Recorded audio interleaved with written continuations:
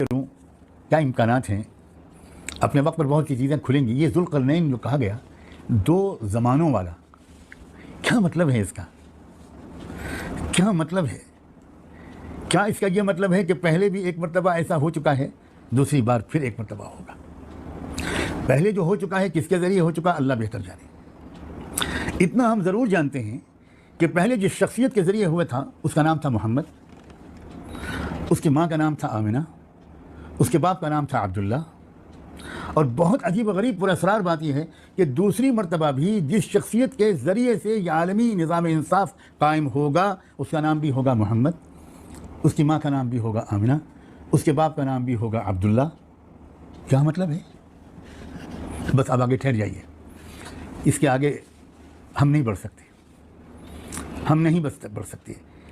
کیا رحمت دو عالم صلی اللہ علیہ وآلہ وسلم کو روحانی طور پر دنیا کے اندر پوری زبردست کار فرمائی کے لیے اللہ تعالیٰ پھر مبعوث فرمائیں گے؟ روحانی طور پر اشارے ملتے ہیں اس کے. یہ جو بعض اس دور کی مہموں کے لیے لفظ غزوہ بولا گیا، غزوہ تو اس مہم کو کہتے ہیں نا کہ جس میں رسول پاک صلی اللہ علیہ وآلہ وسلم خود شریک ہو. اور آپ کو معلوم ہے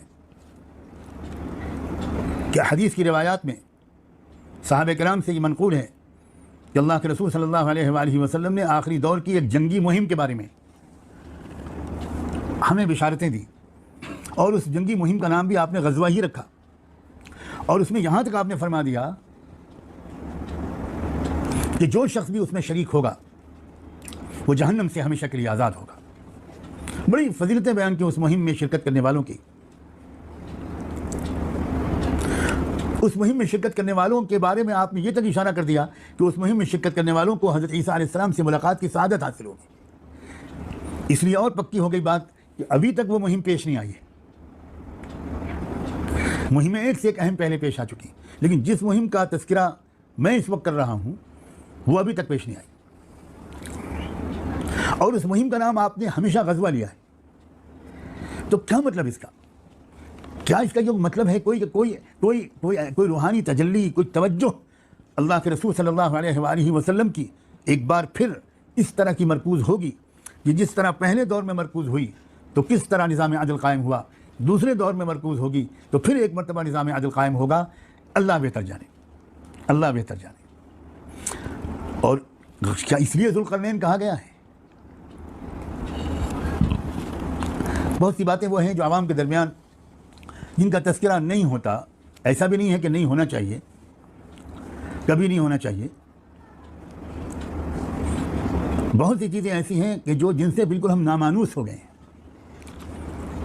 حضور اکرم صلی اللہ علیہ وآلہ وسلم کا جو روحانی نورانی وجود تھا وہ تو آدم علیہ السلام سے بھی پہلے پیدا کیا گیا تھا. آدم علیہ السلام جب انسانی شکل میں آئے، دنیا میں آئے، تو اس سے بہت پہلے رحمت دو عالم صلی اللہ علیہ وآلہ وسلم کی روحانی وجود کو، آپ کی روح کو، نور کو وجود بخشا گیا تھا. اور اس روح سے اللہ تعالیٰ نے مخلوقات کو پیدا فرمایا. تو حضور اکرم صلی اللہ علیہ وآلہ وسلم کی شخصیت اور آپ کی شخصیت کے تمام پہلوؤں کو سمجھنا کیا ہم جیسوں کے بس کی بات ہے؟ آپ دیکھیں قرآن مجید میں جب اللہ کے رسول صلی اللہ علیہ وسلم کی وفات اور موت کا ذکر آیا ہے تو کن الفاظ میں ذکر آیا؟ فما محمد الا رسول افإن مات أو قتل انقلبتم على أعقابكم. سیدنا عمر بھی جو دوسری ایک اور آئے تھے من كان يعبد محمدا فإن محمدا قد مات. یہ کیوں نہیں کہا کہ من كان يعبد الرسول فإن الرسول قد مات؟ اس کا مطلب ہے کہ آپ کی شخصیت کے 2 حصے، 2 پہلو ہیں.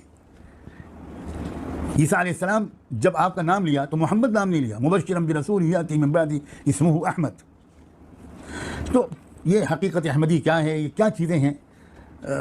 حضور اکرم صلی اللہ علیہ وآلہ وسلم کی شخصیت، اللہ اکبر، اللہ تعالیٰ اپنے کرم سے اللہ کے رسول کی شخصیت کی پہچان کی کچھ ذرہ ہمیں عطا فرما دے.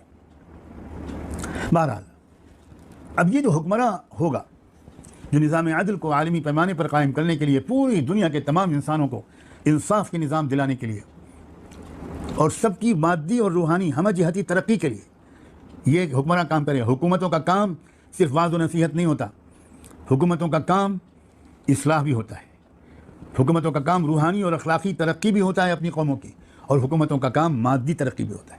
اور دیکھیے یہ دونوں کام اس حکمراں نے کس طریقے اور مہارت کے ساتھ, کس خلوص اور محبت کے ساتھ کیے.